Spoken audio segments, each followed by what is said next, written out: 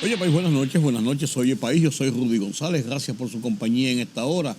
Como cada noche aquí por Color Visión y una red de plataformas de la televisión nacional e internacional. El debate entre los candidatos presidenciales del miércoles de esta semana concitó la atención nacional.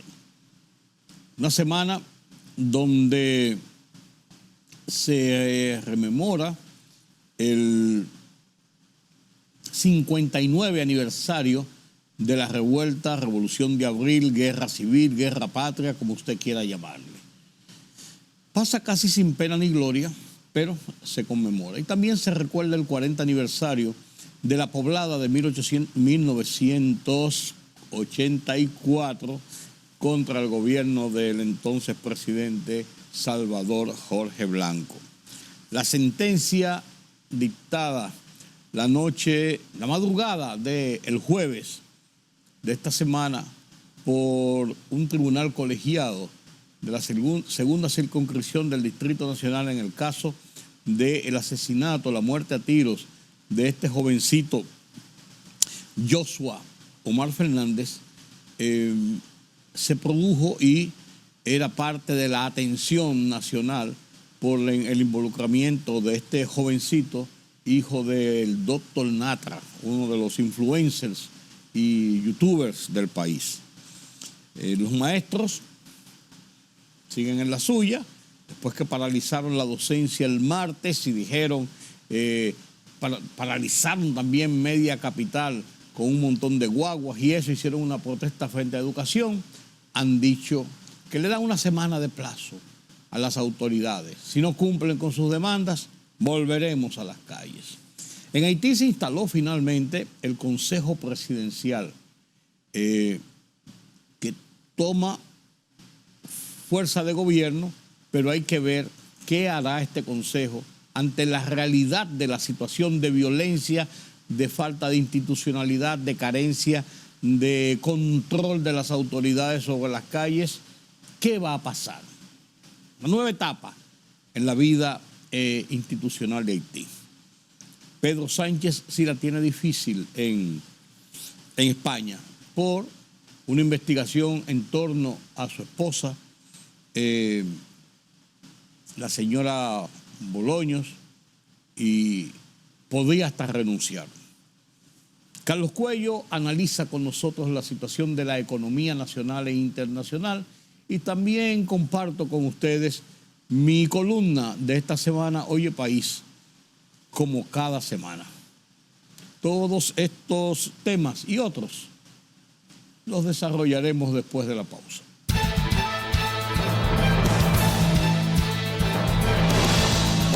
Tras 8 horas de deliberación, las magistradas Giselle Soto, Claribel Nivar y Clara Sobeida Castillo condenaron a Wesley Vincent Carmona, conocido como el Doctorcito, a 15 años de prisión, a Alison de Jesús Pérez Mejía, apodado Chiquito, a 30 años de prisión y a Luis Brito Troncoso, también conocido como Luisito, a 20 años de prisión por su participación en la muerte del joven Joshua Omar Fernández, quien falleció el pasado 16 de abril de 2023 en medio de un robo en las afueras de una discoteca. Las magistradas explicaron que el hecho de que el imputado Wesley Vincent Carmona, alias el Doctorcito, se mantuviera dentro de un vehículo sin participar directamente en la acción no impide que el tribunal evalúe su papel esencial en base a todos los elementos que quedaron registrados en la sentencia. El Senado de la República aprobó en segunda lectura el proyecto que modifica la Ley 42-01 General de Salud para que el Estado disponga la creación de unidades de atención mental y centros de rehabilitación psicosocial en las principales provincias del país. La iniciativa del senador Franklin Peña por San Pedro de Macorís modifica los artículos 4, 5, 6, 7 y 8 de la Ley 42-01 para establecer las provisiones de redes de atención comunitaria, como viviendas, tutelas, hogares de paso, hospital de día y para el seguimiento ambulatorio a través de centros de salud mental comunitarios.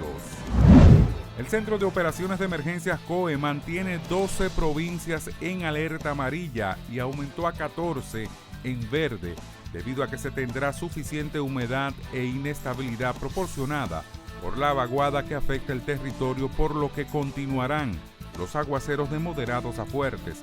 Las provincias en alerta amarilla son Santiago, La Vega, Monseñor Noel, San José de Ocoa, Atomayor, San Pedro de Macorís, Santo Domingo, Distrito Nacional, San Cristóbal, Monte Plata, Duarte y Sánchez Ramírez, mientras que en alerta verde están las provincias Azua, Montecristi, Dajabón, Santiago Rodríguez, El Ceibo, Espaillat, Hermanas Mirabal, San Juan, además de Elías Piña, Peravia, Puerto Plata, María Trinidad Sánchez, Samaná y La Altagracia. La Procuraduría Especializada Antilavado de Activos y Financiamiento del Terrorismo y la Fiscalía de la Provincia de La Vega presentaron acusación formal en contra de miembros de una red criminal de testaferros y prestanombres que lideraba Miguel Arturo López Florencio, conocido como Miki López, y su esposa Rosa Amalia Pilarte López. Los acusados, quienes son cuñados de Rosa Amalia Pilarte López, diputada que enfrenta un proceso penal ante la Suprema Corte de Justicia por lavado de activos provenientes del narcotráfico, hicieron aparentar ser socios de la empresa de inversiones inmobiliarias Cutupú SRL, la cual es tenedora de unos 20 inmuebles, en los que se destaca la mansión actual donde reside Miki López y su familia.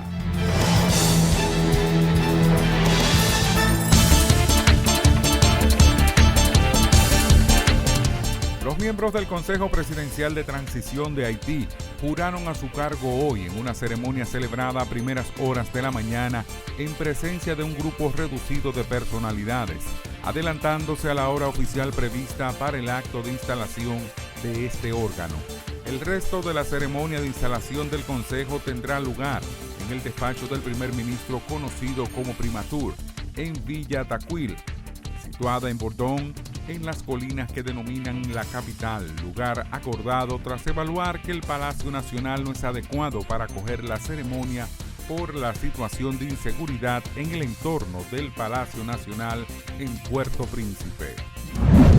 El secretario de Estado estadounidense Antony Blinken llegó a Pekín tras completar su visita a la ciudad de Shanghái, donde afirma que China y Estados Unidos tienen que encontrar formas para que haya la mayor estabilidad posible en sus relaciones. Está previsto que Blinken se reúne este viernes en la capital del gigante asiático con su homólogo chino Wang Yi para dialogar sobre la escalada de tensiones en Oriente Medio o la guerra de Rusia contra Ucrania. El presidente del gobierno de España, Pedro Sánchez, sorprendió a la ciudadanía con una carta en la que anunció su decisión de hacer una pausa en su agenda para evaluar la continuidad, después de que un tribunal abriera diligencias previas contra su esposa, Begoña Gómez, para investigar sus presuntas relaciones con empresas que recibieron fondos y suscribieron contratos públicos. Al menos 118 presos huyeron en Nigeria después de que las fuertes lluvias destruyeran parte de una cárcel en una ciudad próxima a la capital, Abuya, informó el Servicio Correccional nigeriano. Las fuertes lluvias torrenciales destruyeron parte del centro penitenciario, incluida su valla perimetral, dando paso a la fuga de un total de 118 internos del centro, precisó la citada fuente. La libertad solo reside en los estados en los que el pueblo tiene el poder absoluto. Por el respeto a los valores democráticos y la dignidad del pueblo dominicano, El Rumbo de la Tarde, plural, objetivo, comprometido siempre con la verdad. Con Georgie Rodríguez, Rudy González y Ramón Colombo. Los poderosos ya están en el aire.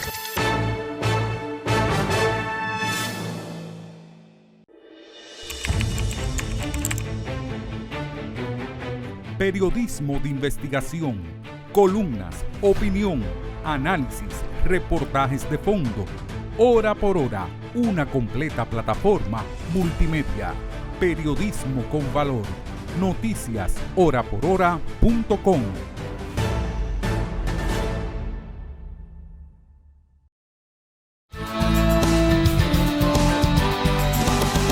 Gracias por continuar con nosotros aquí en Oye País. El tema del debate de los candidatos presidenciales que cerró un ciclo de 3 jornadas de debates que comenzó con los candidatos a senadores de Santiago y del Distrito Nacional el lunes pasado.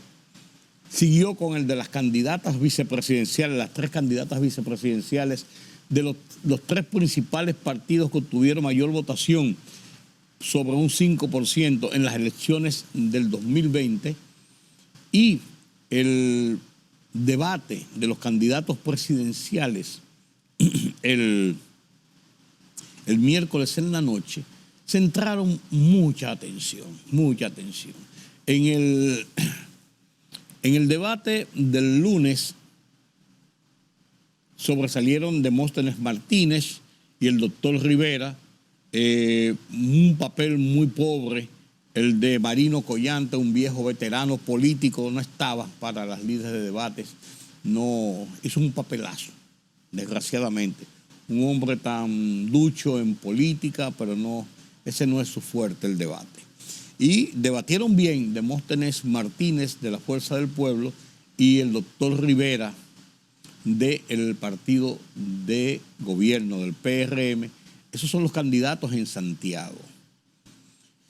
En el debate del martes, entre las candidatas vicepresidenciales, Raquel Peña, vicepresidenta actual y candidata vicepresidencial en fórmula con Luis Abinader por el partido PRM, de un lado.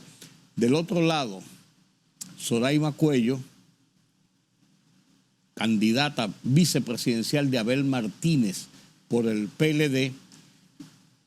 Y en el centro del escenario estaba Ingrid Mendoza, la esposa viuda de Pared Pérez, que es la candidata vicepresidencial de la Fuerza del Pueblo, junto a Leonel Fernández. En ese debate yo apuesto más a las presentaciones de la vicepresidenta Raquel Peña y de la candidata Zoraima Cuello, antes que Ingrid Mendoza. Me pareció que Ingrid Mendoza estuvo por debajo de la calidad del debate de las otras dos. Estaba mucho más apagada, no dominaba bien los temas. Las otras dos hicieron un mejor debate. Y en el debate del miércoles,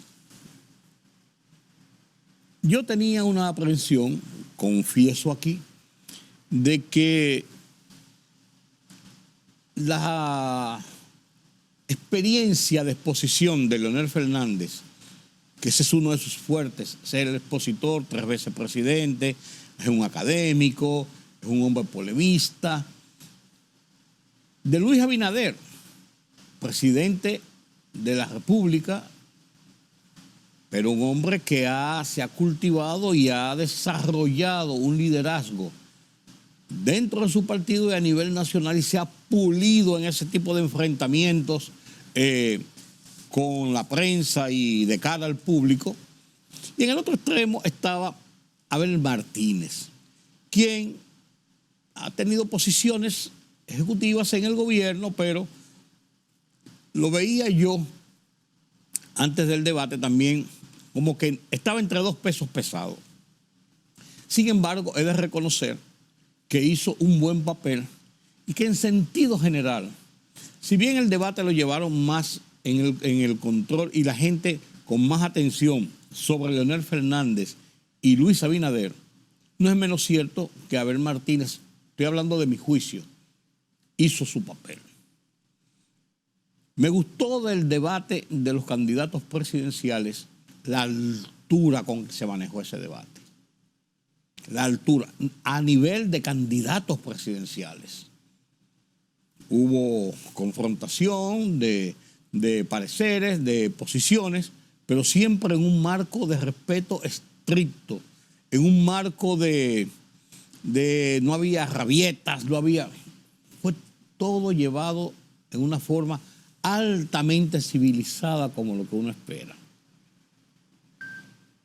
Claro, las redes sociales han dicho de todo, de quién ganó, de quién perdió el debate. A mí no me interesa, yo personalmente, en quién ganó o perdió el debate, porque yo creo por lo menos en este proceso electoral, que las posiciones están tan ampliamente definidas en la mente del electorado, de acuerdo a lo que plantean las encuestas generales de opinión, que ya no es el tiempo de que el debate pudiera cambiar significativamente en la mente de la gente por quién va a votar. Puede ser que haya una o dos personas que dicen, caramba, yo pensaba que Rudy González no era, pero mira qué bien lo hace. Y yo creo que esos planteamientos que hacen me gustan, y yo, que no tenía una decisión tomada, puedo inclinarme hacia él. O si, por ejemplo, le dicen a Rodolfo Rodríguez, ¿por quién tú te inclinarías a votar después que viste el debate? Bueno, a mí me gustaba Rudy González, yo tenía simpatía por él, pero la posición de los planteamientos de él en el debate no me gustaron tanto. Y yo, me da la impresión de que voy a cambiar hacia fulano de tal o perense. Todo eso puede pasar, pero es una minoría que yo personalmente creo que no va a incidir de una forma categórica en lo que ya se vislumbra la decisión tomada. Porque si usted se pone a ver horizontalmente las encuestas que se han publicado y los pareceres de sectores de opinión y sectores influyentes de la sociedad, hay definiciones muy claras ya hacia dónde se dirige la mayoría de la votación de la sociedad. Entonces yo no soy de los que anda buscando quién ganó o quién perdió el debate. Ahora, yo creo que sí se ganó en el debate. Primero, se demostró que se puede discutir los temas sin el morbo, sin insultos, sí con planteamientos claros y debatir la ciudad. Tú piensas esto y yo pienso aquello. ¿Por qué es diferente cuando un candidato de la oposición responde cosas que dijo el gobierno o critica tal programa del gobierno, cuando un candidato del partido de gobierno dice lo propio de la oposición? No, porque ustedes antes hicieron esto y aquello. Es diferente cuando vis a vis, con un tiempo marcado, con una misma pregunta, hay posiciones y hay incluso réplicas a esas posiciones. Magistralmente dirigido el debate de este miércoles por Roberto Cavada y esta muchacha Hernández. Magistralmente. Y después de eso, hubo hasta chistes. El presidente habló de la Tayota. Recuerden que le decían la Tayota. Y el Hipólito Mejía le puso decir la Tayota como que era un candidato insípido. Y él lo tomó tan a chercha que lo mencionó y hasta se rió. Como quien dice, ya lo insípido no existe. Uno. Dos, hasta los invitó a cenar. Le dijo, no se preocupen con el tiempo, que yo lo voy a invitar a cenar. Después Abel Martínez se puso un video con su esposa cenando y dijo, es que me quedé esperando, que el presidente dijo que no iba a invitar a cenar, entonces estaba comiéndose ahí unos plátanos con salami, con su esposa, muerto de risa. Por parte del folclore, los PLDistas, los fupistas o de la Fuerza del Pueblo salieron a celebrar y ahí se ven bailando y echando, se sienten que hicieron un buen papel en el debate. Hay una foto emblemática que circuló al final del debate cuando el presidente es felicitado por su esposa, una foto romántica y hasta bonita de la calidez de la relación del presidente y la primera dama. Yo creo que hubo satisfacción a nivel general de este debate. Usted saca sus conclusiones independientemente de las cosas que se debatieron. Sin embargo, el marco del debate demuestra que estamos en una sociedad plural, en una sociedad abierta, en una sociedad democrática, en una sociedad institucional, donde es posible sentarnos a discutir los problemas del país. Yo creo que ganamos todos. La parte fanatizada de uno, la parte fanatizada del otro, van a decir epítetos contra sus contrarios, loas contra los suyos, pero es ese fanatismo que hay en política, en religión, en béisbol. Hay fanatismos que son incontrolables. Estoy hablando de lo que piensa la generalidad de la gente que ve estos encuentros, que ve estas posibilidades de concertación, de diálogo, de discusión de los temas en el marco positivo de que somos una sociedad que podemos entendernos.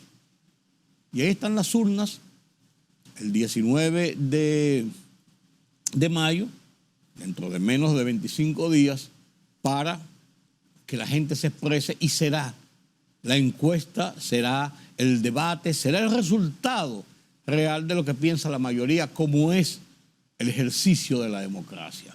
Yo saludo en todo lo que vale estos debates, los 3 debates, con sus virtudes, con sus defectos. Yo creo que las virtudes superan tanto los defectos que no son necesarios mencionarlos. Esa es mi apreciación.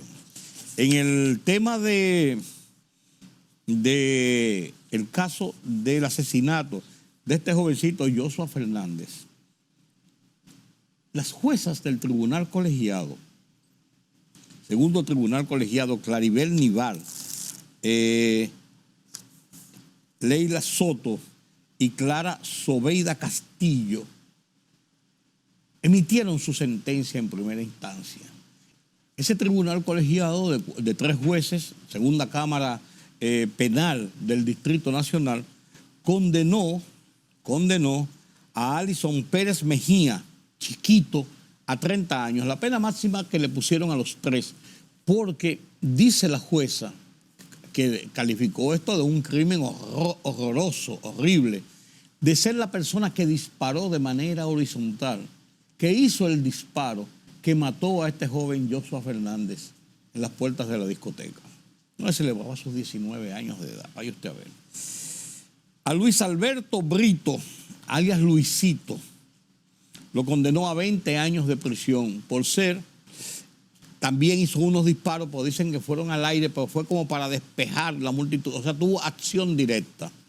Y a este otro joven, a Wesley Carmona, a quien le dicen el doctorcito, no doctorcito, sino doctorcito, porque es hijo del doctor Nostra, que es un influencer que tiene mucha popularidad, que es muy conocido en el país.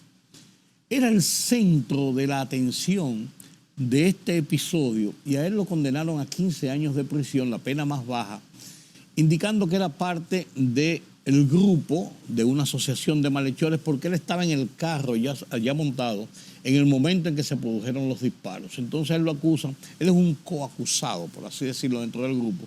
Por eso habría recibido la pena más leve, 15 años de prisión. Pero esta situación debe llevarnos a una reflexión.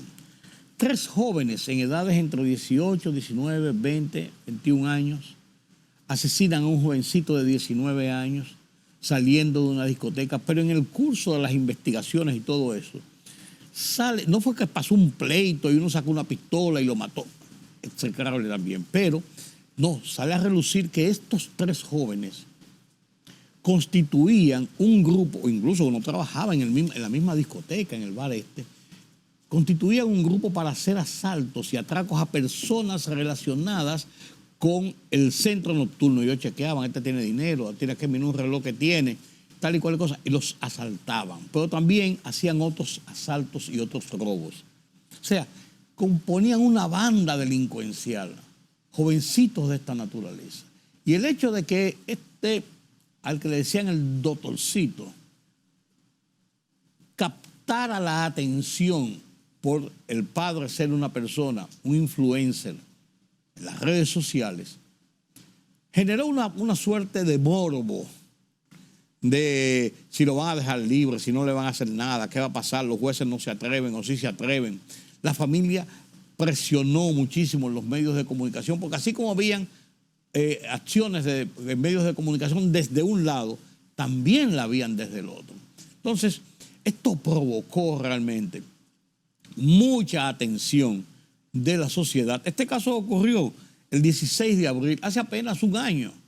Y miren cómo rápidamente se conformó un expediente, se pasaron los procedimientos de la medida de coerción, de la instrucción, se fue a juicio de fondo y se hizo una condena en primera instancia. Porque quedó en evidencia todas las acciones de este grupo, porque ellos mismos comenzaron a confesar y porque el tema se convirtió en viral en las propias redes sociales. El propio padre de este jovencito se llama Doctor Nastra.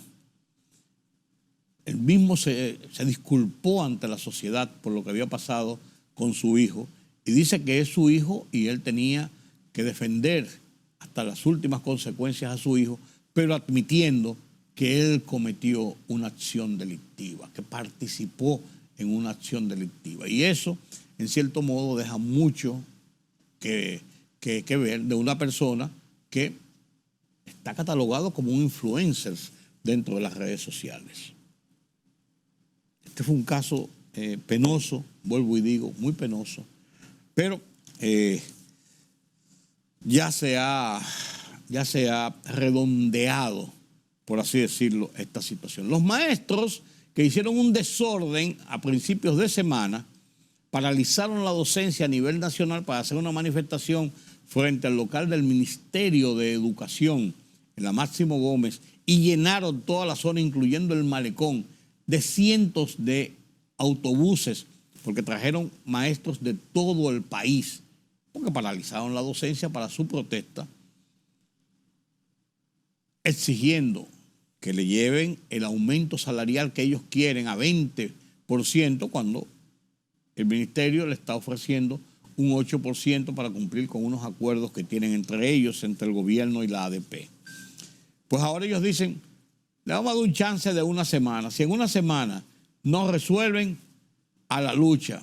Y están amenazando ya, está hablando de paralizar la docencia, cuando estamos en la parte final de este año lectivo, ya estamos en las puertas de los exámenes finales de este año para concluir el año escolar. Entonces la presión es fuerte. Además de la presión fuerte por esa razón académica, está por el hecho de que estamos en un proceso electoral.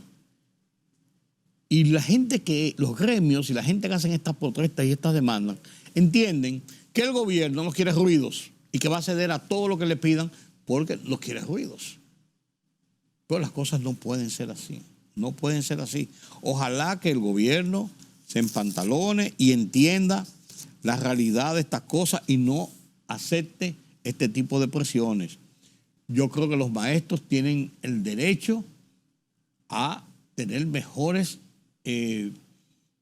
salarios, mejores condiciones de vida. Todo eso es verdad. Y tienen derecho a exigirlo. Pero el último recurso es la huelga. De dejar las aulas vacías no se compadece. Definitivamente no se compadece. En Haití se formó el Consejo Presidencial y en horas de la madrugada de este jueves se juramentó, casi a escondidas, un aparataje de seguridad para evitar que las bandas lo impidieran, que son los dueños, amos y señores de las calles de Haití, de la situación de Haití. ¿Qué va a hacer este Consejo Presidencial? Supuestamente está ya en posición de gobernar el país. El primer ministro Ariel Henry, en California, no ha podido entrar nueva vez a Haití, escribió y firmó su renuncia para dar paso a todo el poder de gobierno de este Consejo Presidencial, que fue una coalición rarísima de gente de todos, de fuerzas políticas diferentes, enemigos y antagónicos entre sí. Nadie sabe, esto parece una torre de Babel, pero ojalá funcionara. Fue creado por el CARICOM y por los Estados Unidos, la OEA, el CARICOM, Estados Unidos, y en una reunión fuera de Haití escogieron estos nombres y vamos a poner a esta gente ahí. ¿Cuál va a ser la reacción de esta nueva autoridad frente a la violencia, a las bandas, a la inestabilidad real que hay en Haití? ¿Cuál va a ser la reacción de estos bandoleros, Barbecue y compañía, frente a estas autoridades? ¿Respetarlas? ¿Negarse a aceptarlas? ¿Hostilizarlas? ¿Enfrentarlas de forma violenta? Los días dirán, los días dirán. Y quien no la tiene fácil es Pedro Sánchez en España, porque Pedro Sánchez tiene un caso con su esposa, Begoña Gómez, quien es centro de una investigación por está investigada por tráfico de influencias para favorecer algunas empresas y algunos negocios desde su posición de primera dama de la Moncloa. Entre ellos se habla de algunas formas para que propiciaron viajes de personajes y de todo género, incluso a República Dominicana a través de una conocida aerolínea. Es una investigación más bien que toca la parte honorable, la parte sensible, la parte honesta de la pareja presidencial, y Pedro Sánchez ha dicho que el lunes va a responder a esto. Sacó toda su agenda que tenía pendiente en el resto de la semana, se lo comunicó al rey y el lunes ante el Parlamento español va a fijar su posición. Las versiones es que va a presentar renuncia. Y esto podría ser otro trauma y otro trayecto tortuoso para la gobernanza en España. Ya veremos. Esta semana en mi columna Oye País, en el Listín Diario, hablo de la mala práctica médica. Y ya le conversé en esta semana sobre lo que pienso de esto. Está plasmado también en este artículo, mi columna de esta semana, mala práctica, en el Listín Diario, que comparto con ustedes a continuación.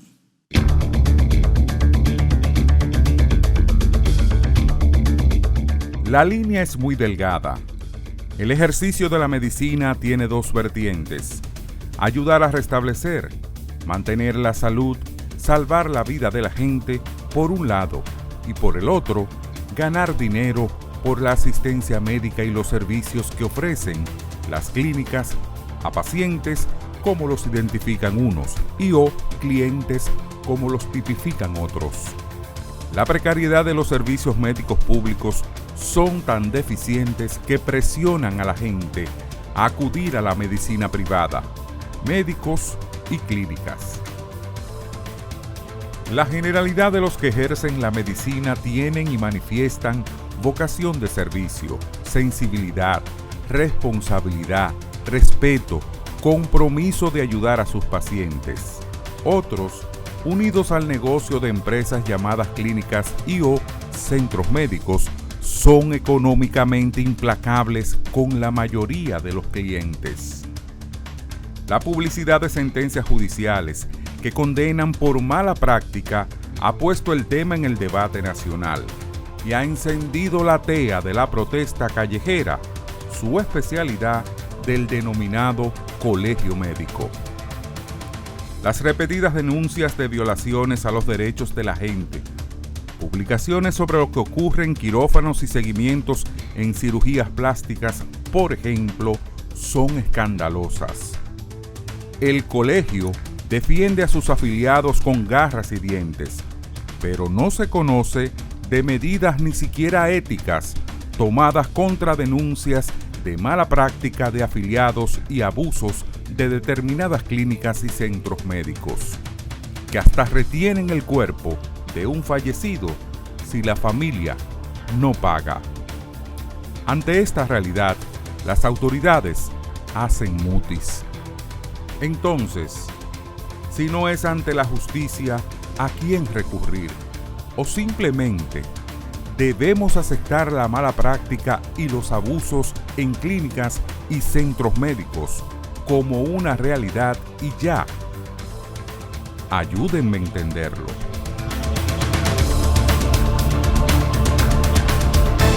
La libertad solo reside en los estados en los que el pueblo tiene el poder absoluto. Por el respeto a los valores democráticos y la dignidad del pueblo dominicano, El Rumbo de la Tarde, plural, objetivo, comprometido siempre con la verdad. Con Georgie Rodríguez, Rudy González y Ramón Colombo. Los poderosos ya están en el aire.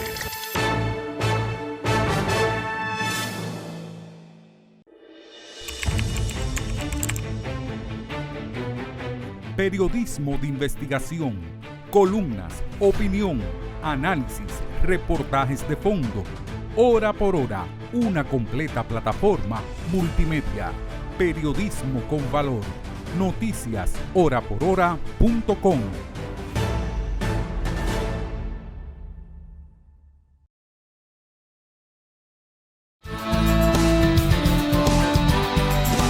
La situación de la economía en República Dominicana.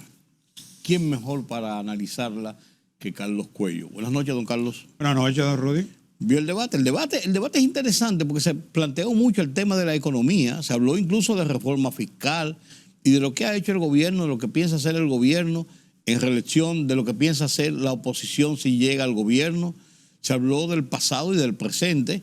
El tema económico estuvo muy en el debate, como es lógico. Yo creo que más del 90% del debate, de una u otra manera, involucra la economía. La economía, sí, claro. Porque claro, hasta claro. los temas de seguridad Tiene mucho que ver con la solución. De la estabilidad social también. Con la solución de los problemas económicos, sí. ¿no? Entonces, las exposiciones fueron yo creo que sí, los tres candidatos estuvieron a la altura de lo que se podía esperar. Sí. Fue un ejercicio democrático que no tiene precedente en nuestra historia y un buen mensaje para la población que cree que los que tenemos son gladiadores. No. Y hubo mucha decencia. Totalmente. Altura y respeto. Mucha altura. Yo no esperaba menos de la altura. Eso satisfizo mis expectativas. Pero la sobrepasó incluso. Sí. Y moderado, y cumplieron los tiempos, y no hubo imposiciones de que porque yo soy el presidente o porque yo fui un presidente. No hubo esas imposiciones. Sí, hubo temas, por ejemplo, el tema de la inmigración haitiana, es un tema muy sensible. Bueno, hay temas álgidos de discusión, pero eso es bueno. Pero yo creo que además los tres tenían consenso sobre la respuesta, ¿no? Claro. Un tema muy difícil de controlar 100%, yo te diría imposible. Sí. Ni Estados Unidos ni Europa, ningún país puede contener una avalancha de gente hambreada. Esa es la realidad. Pero sí hay un tema ahí que me llamó la atención. Ya lo habían planteado en la Cámara Americana y es el de la reforma fiscal. Sí. Es un tema que los tres tendrán que hacerle frente, cualquiera de los tres que ganen las elecciones, pero que tampoco conviene mucho airearlo. Sí, porque la gente se espanta.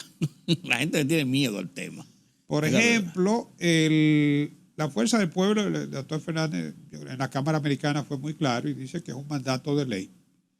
Y él entiende que se debe mejorar el coeficiente de presión fiscal. Habla incluso en el programa de un 2%. El déficit es un 3.1%, o sea que un 1% de déficit es manejable y probablemente no implica recargar mucho lo que es la deuda. Al menos la deuda externa no se recargaría, ¿no? Y eso se podría cubrir con emisiones locales, ¿no? Sí, es importante. Claro.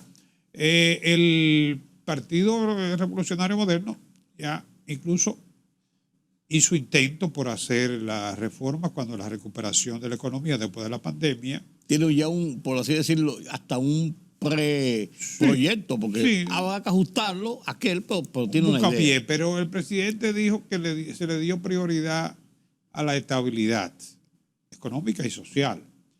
Porque si en aquel momento se impulsaba ese proyecto de reforma, quién sabe cuál fuera la situación hoy en día en el panorama electoral. Sí, y pudiera haber chocado también con la realidad de un proceso de recuperación. Fíjate lo que pasó en Colombia. Sí, claro. Sin ese escenario, yo no creo que tuviera el presidente actual. No, claro.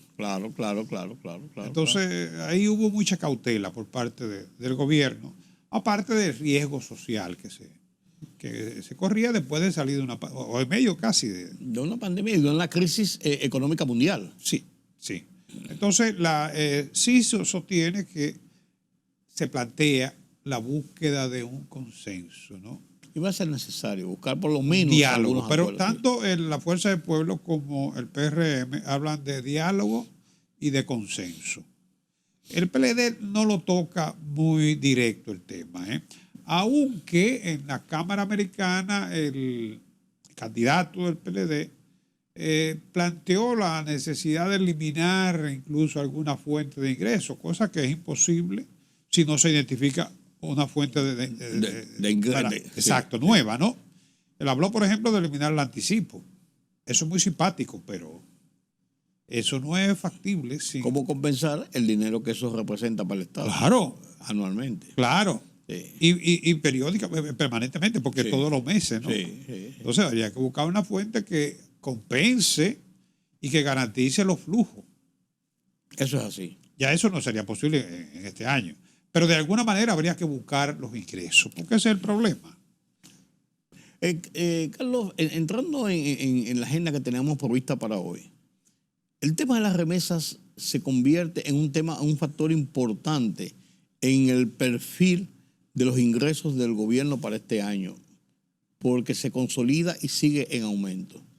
Así es, el último informe del Banco Central, que hay que destacar, ya nosotros lo hemos planteado en otros análisis, que esto recoge lo que son las remesas formales. Sí, claro, estamos hablando de la formalidad, porque hay una serie de... No hay estimación, pero tú y yo hemos coincidido en que probablemente entre el 10 y el 20%, ¿no?, de este monto se maneja en la informalidad. Hay informalidad en todo. Sí. Y aquí podrían haber mucho en especie, que tiene que es una ayuda para la familia, sí. ¿no? Podrían haber, y de hecho hay, parientes que le emiten una tarjeta, consumen. Y allá pagan. Claro. Y no entran en el flujo registrado como remesas como tal. Y el envío en especie. Sí, ¿no? Que muchas veces también, tú sabes que aquí viaja mucha gente. Sí. Muchas veces llévame esos 200 a la vieja. Entonces, yo insisto, estos son y así mismo lo identifica el informe, estas son las remesas formales. Que el Banco Central puede medir a través de los intermediarios, remesadoras, ¿no?, y los bancos. Pero para el mes de marzo, por ejemplo, el país recibió 925.5 millones. En marzo del año pasado también tuvo una buena partida de 915. O sea, fueron apenas 10 millones, 1.1 para el mes de marzo. Sin embargo, el mes de marzo es el mayor de los 3 meses del primer trimestre, ¿no? Y si sumamos el trimestre, estamos hablando de que 2024, primer trimestre, 2.635.6 millones. O sea, un 6.2% más que en el trimestre pasado. O sea, que siguen aumentando los flujos de remesa, ¿no? Bueno, las estimaciones, las proyecciones que se hacen aquí de que podríamos estar recibiendo unos 10.400 millones de dólares este año. Un poco más que en el 2023. Sí, sigue en incremento. Fíjate que en el trimestre ya es un 6%. Claro. O sea que, aunque, repito, el mes de abril el incremento fue bajo, pero el monto fue el más alto de estos primeros 3 meses. El 86.4% procede de Estados Unidos y no es casual que se verifique este incremento porque el desempleo en Estados Unidos ahora mismo se sitúa en 3.8, bajó un punto una décima con respecto a febrero, que era 3.9, ¿no? Y entre los latinos bajó de 5 a 4.5. Sobre todo, ese es muy importante, ese segmento, porque la minoría, el grupo de dominicanos está dentro de lo que es el empleo de los latinos, ¿no? Correcto. La remesa constituye una línea de apoyo para la familia, un dato que aparece en la gráfica, incluso en el informe, es que el 96.5% de la familia lo emplea para atender necesidades del hogar y un 3.5% para pagar deuda. Sí. Pero la cotidianidad lo que se usa, para lo que la gente usa el dinero. Claro, la media está entre los 200 y los 300 dólares, o sea que abarca. Pero esos 200 dólares, entre 200 y 300 dólares, es por lo menos el salario mínimo. No, es que abarca sí, claro. Sí, por lo menos el salario mínimo. La escala. La escala menor, que tú puedes calcular entre 12,000 y 15,000 pesos, más o menos, 16,000 pesos por ahí. Hay estudios del Ministerio de Economía, Planificación y Desarrollo que indican que sin la remesa, la medición de la pobreza monetaria sería de entre 3 y 4 puntos superior. Sí. Sí, porque es que cuando tú distribuyes promedio de 200, digamos la media, $250 entre los diferentes hogares, ya eso te lo sitúa en un nivel, te lo sacas de lo que es la pobreza. Sí, extrema. La pobreza, en definitiva, Sí, porque sí. estamos hablando de $5, Sí. más de $5 diario. Sí, claro. Entonces, la pobreza tiene un fuerte impacto sobre, la remesa tiene un fuerte impacto sobre el nivel de pobreza de la economía.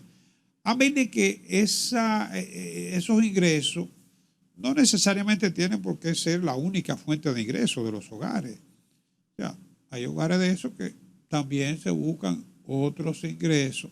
En algunos casos incluso podrían estar recibiendo, porque no es incompatible, podrían estar recibiendo la transferencia que hace el gobierno. Sí. Y ahí le sumarían Sí. otro, ¿no? Reciben la compensación por la escuela, el bonogar, el bonoluz. Sí. Y, óyeme, si tú lo sumas todo, Sí. Equilibra. claro, Sí. por lo menos ayuda, ¿no? Sí. Ayuda. El Banco Central, por ejemplo, al incluir los 10.400 millones de remesas proyectando 4.500 millones de dólares en inversión extranjera directa, ¿no? Ahí tú tienes ya unos 15.000 millones prácticamente en divisa, ¿no? Agrégale los demás generaciones de divisa. Pero las remesas, como hemos dicho en otras ocasiones, tienen la ventaja de que son transferencias unilaterales, directo, para ser consumido. Sí.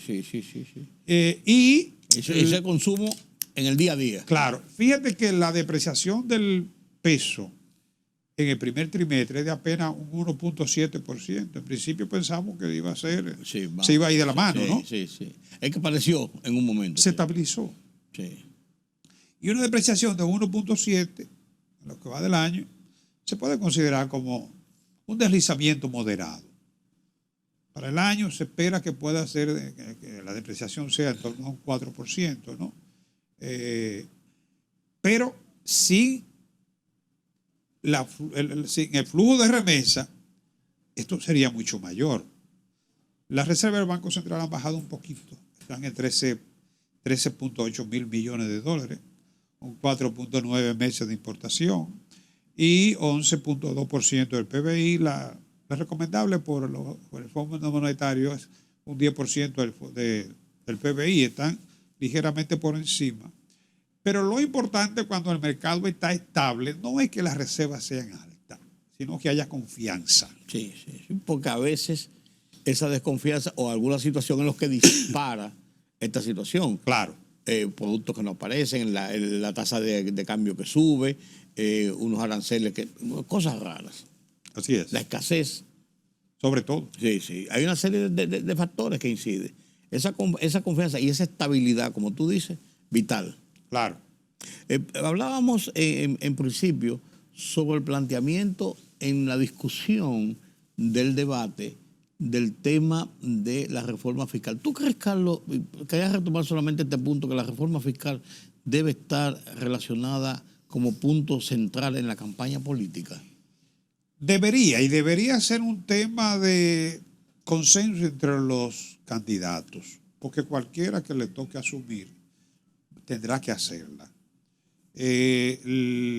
Los presupuestos nuestros en los últimos tiempos, ya a lo largo de este siglo, ¿no?, se han estado aprobando con déficit que gira en torno al 3%. Tú dirás, bueno, un 3% de déficit fiscal no es tan significativo y es manejable. Pero cuando eso se hace constante, obviamente no hay manera de que tú puedas contener el alza del endeudamiento. Claro, porque no es que nos apretamos los pantalones para cubrir el déficit, sino que salimos a buscar para compensarlo. Y sobre todo, como ya lo hemos dicho en reiteradas ocasiones en este programa, en la medida en que se va incrementando el déficit, se va a aumentar el endeudamiento. Hacerle frente al servicio, nada más a lo que son los pagos de intereses, ya compromete más del 20% de los ingresos. Mucho dinero. Amén de que el gran sacrificado aquí ha sido la inversión de capital. Está entre un 12 y un 13%. Claro. Porque tú no puedes dejar pagar sueldo. Claro, no, ni mantener la burocracia. Entonces nos estamos endeudando para cubrir gasto corriente. Ese es un tema. O sea que eso necesariamente tendrá que estar sobre la mesa para cualquier gobierno que asuma un cambio de mando que se produzca a partir del próximo 15 de agosto, ¿no? Del 16 de agosto. No sé si será de inmediato. Hay quienes entienden que lo recomendable es que se proceda de inmediato. El presidente Danilo Medina lo hizo así. Sí, pero es que el tema de la factura que encontró el gobierno de Danilo Medina en ese maletín lleno de facturas es una cosa diferente, Carlos. Sí, pero el déficit ya era muy significativo. Muy alto, claro. Muy alto. Y de hecho se hizo una reforma, otro parche, ¿no? Sí. Recuérdate que todavía de esa aprobación del 2012, ¿no? Sí. Todavía hay impuestos que no se están que no se han aplicado. Lo de la placa, por ejemplo. Por ejemplo. Lo del ITEVI, Sí, que fue provisional. Sí, claro. Pero además recuérdate que en 2012 se aprobó la Estrategia Nacional de Desarrollo. Y ahí lo resaltó el presidente Fernández en la Cámara. Ahí hay un mandato. Sí. Que se acordó que se iba a compensar. Que es mandatorio constitucionalmente. Claro. Entonces, yo creo que lo ideal sería hacerlo de inmediato. Claro, no imponer la reforma. Por eso el presidente fue muy cuidadoso y habló de consensuarlo, de buscar es un tema muy delicado. un pacto fiscal. Es un tema muy delicado. No se va a conseguir, obviamente el consenso no se va a lograr.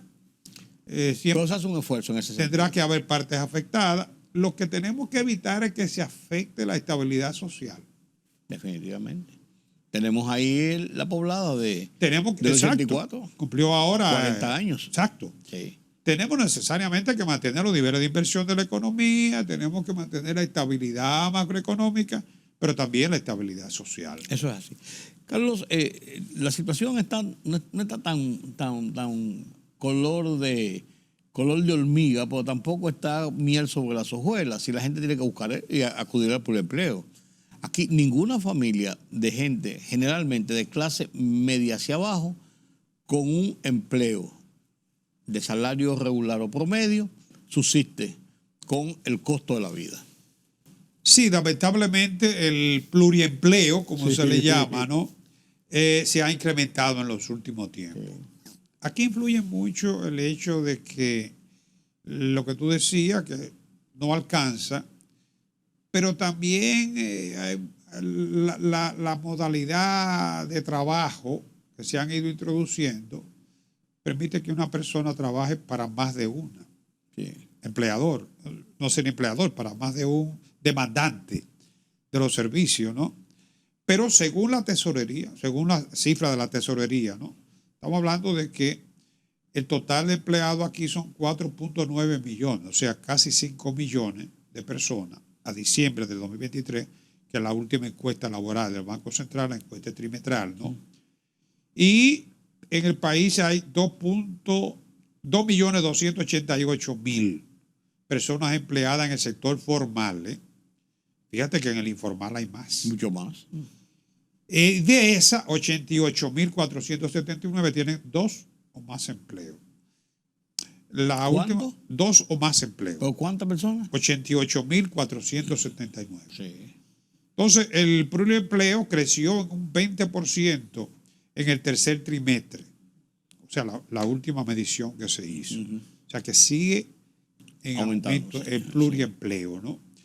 El Ministerio de Economía, su panorama sectorial a febrero, identifica los sectores donde se registra más el pluriempleo. Hoteles, bares, restaurantes, turismo, vale decir, ¿no? Comercio, servicio y enseñanza, que ha sido muy tradicional, que una gente trabaja en más de un sitio. Yo digo que a veces el pluriempleo tiene una ventaja que le da a la persona la oportunidad de compensar su salario.